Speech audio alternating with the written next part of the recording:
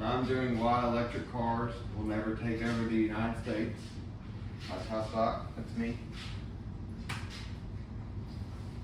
One of the main reasons that Americans think that electric cars will take over is because Ford announced that they want 50% of their company to go completely electric by 2030. That includes like SUVs, mainly cars, but they'll have some trucks.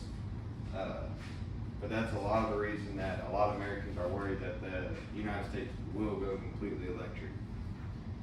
I think Chevy, Dodge, and everything else are on the basis, but not in the quickest time span as Ford is.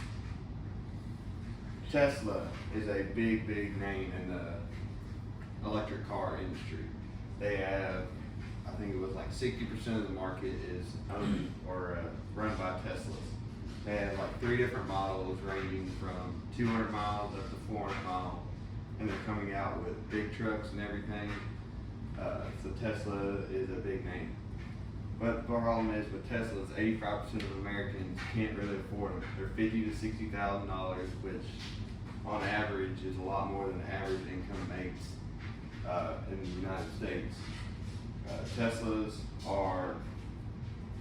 have their problems. Some of them do, some of them don't, and a lot of people prefer hybrids over Teslas. The batteries of the electric cars, such as in the Tesla, they're very expensive and unique materials are used to have them made. They're found in China. All the unique materials are found in like China, overseas and everything, so it costs a lot to mine it, get it all mined and shipped over.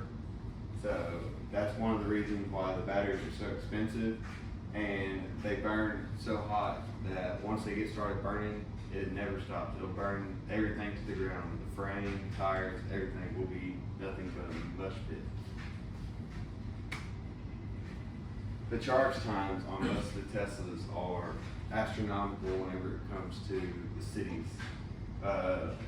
Such as like at Buc-ee's in bigger towns that have charging stations, they'll have upwards of 30 minutes to 2-hour wait times just to get on the charger, and then another 30 to 45 minutes to have your vehicle actually charging, which makes 0 sense why you would have that whenever going on a road trip. Yes, I guess they're more friendly for the environment, but the time it takes, you're wasting 2 to 4 hours waiting at a charging station to get back on the road, rather than 3 to 5 minutes to fill up your vehicle with gasoline or diesel, whichever one you use.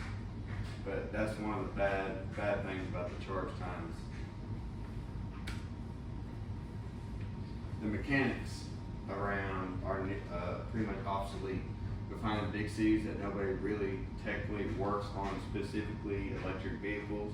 You'll have mechanics that work on some, and then others prefer not to. Hybrids are a big deal, but the reason is most of the parts are so expensive that nobody wants to deal with it, and that it's so time precious and everything, because if it's not running smoothly, then the electricity shorts out and can cause major problems. The emissions is everybody says electric cars are emission free, and that is not true whatsoever. The power that is used to power the Teslas are coming from coal plants, nuclear power plants, everything else. So they're at all not emissions free whatsoever. The average Tesla charger uses 15 to 16 transformers on the power poles. They take up 15 to 16 amount of power to power just one supercharger and everything. So imagine going down the interstate and you see 20 or 30 superchargers sitting on the side in a gas station or whatever. That's pretty much half your power grid right there. That's why, like in California and everything, during the summertime, they'll ask you not to charge your vehicle because you'll cause a power outage. So they'll tell you to charge at certain hours or like when you're really low. So they don't have a complete blackout, set just a brownout, where they just rotate power around to who needs it and however much they need it. Thank you. Done. Can you see me? Grab my phone. Can you see me? Before we get all